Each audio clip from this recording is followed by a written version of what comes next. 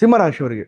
ಸಿಂಹರಾಶಿಯವರಿಗೂ ಕೂಡ ಅಷ್ಟೇನೆ, ಈ ರಾಶಿಯವರಿಗೂ ಬಹಳಷ್ಟು ಬದಲಾವಣೆ ಅಂದ್ರೆ ವರ್ಷಾಂತ್ಯದಲ್ಲಿ, ಈ ವರ್ಷ ಅಂತ್ಯದಲ್ಲಿ ಬಹಳಷ್ಟು ಯೋಗ ಚೆನ್ನಾಗಿರುವಂತಹ ಮೂಮೆಂಟ್ ಇದೆ. ಅಂದ್ರೆ ಸ್ಟಾರ್ಟಿಂಗ್ ಸ್ವಲ್ಪ ಟ್ರಬಲ್ ಆಗಬಹುದು, ಬರ್ತಾ ಬರ್ತಾ ಬರ್ತಾ ಬರ್ತಾ ಅವ್ರಿಗೆ ಏನಾಗ್ತದೆ, ವ್ಯವಹಾರದಲ್ಲಿ ಪ್ರಗತಿ ಕೈ ಹಿಡಿಯುವಂಥದ್ದು, ವ್ಯವಹಾರದಲ್ಲಿ ಉತ್ತರೋತ್ತರ ಅಭಿವೃದ್ಧಿ ಆಗುವಂಥದ್ದು, ಮತ್ತೆ ಸಣ್ಣದಾಗಿ ವ್ಯವಹಾರ ಸ್ಟಾರ್ಟ್ ಮಾಡುವಂಥದ್ದು, ಮನೆಯಲ್ಲಿ ನೆಮ್ಮದಿಯ ವಾತಾವರಣ ಸೃಷ್ಟಿಯಾಗುವಂಥದ್ದು, ಈ ರೀತಿಯಾದಂತಹ ವಿಚಾರಗಳು ಈ ಸಿಂಹರಾಶಿಯವರಲ್ಲಿ ಬರ್ತಾ ಹೋಗುತ್ತೆ. ಮತ್ತು ಈ ಸಿಂಹರಾಶಿಯವರಿಗೆ ಫ್ರೆಂಡ್ಶಿಪ್ ಮತ್ತು ವ್ಯವಹಾರಗಳಲ್ಲಿ ಸ್ವಲ್ಪ ಆರ್ಥಿಕವಾಗಿ ಅಡಚಣೆ ಉಂಟಾಗುವಂತ ಮೂಮೆಂಟ್ ಇರುತ್ತೆ. ಅಂದ್ರೆ ಈ ಸಾಲದ ವಿಚಾರವಾಗಿ, ಹಣಕಾಸಿನ ವಿಚಾರವಾಗಿ ಮತ್ತು ಬಹಳಷ್ಟು ವಿಧಾನಗಳಲ್ಲಿ ಸ್ವಲ್ಪ ಬದಲಾವಣೆ ಆಗುವಂತ ಮೂಮೆಂಟ್ ಆಗ್ತಾ ಹೋಗುತ್ತೆ. ಅದರಿಂದ ಸ್ವಲ್ಪ ಸಿಂಹರಾಶಿಯವರು ಜಾಗೃತಿ ಆಗಿರಬೇಕು. ಮತ್ತು ಸಿಂಹರಾಶಿಯವರಿಗೆ ಈ ಮ್ಯಾರೇಜ್ ಯೋಗ ಅಂದ್ರೆ ಮದುವೆ ಬಹಳಷ್ಟು ವಿಚಾರಗಳಲ್ಲಿ ಬಹಳ ಲೇಟ್ ಆಗಿರುತ್ತೆ. ಮದುವೆ ಅನ್ನುವಂಥದ್ದು ಸೆಟ್ ಆಗ್ತಾ ಇರೋದಿಲ್ಲ, ವಿವಾಹ ಕೂಡ ಬರ್ತಾ ಇರೋದಿಲ್ಲ. ಮತ್ತೆ ಏನೇ ಒಂದು ಪ್ರಯತ್ನ ಮಾಡಿದ್ರು ಕೂಡ ಸಿಂಹರಾಶಿಯವರಿಗೆ ಒಂದು ವಿವಾಹ ಭಾಗ್ಯ, ಕಂಕಣ ಭಾಗ್ಯ ಅನ್ನುವಂಥದ್ದು ಕೂಡ ಬರುವುದಿಲ್ಲ.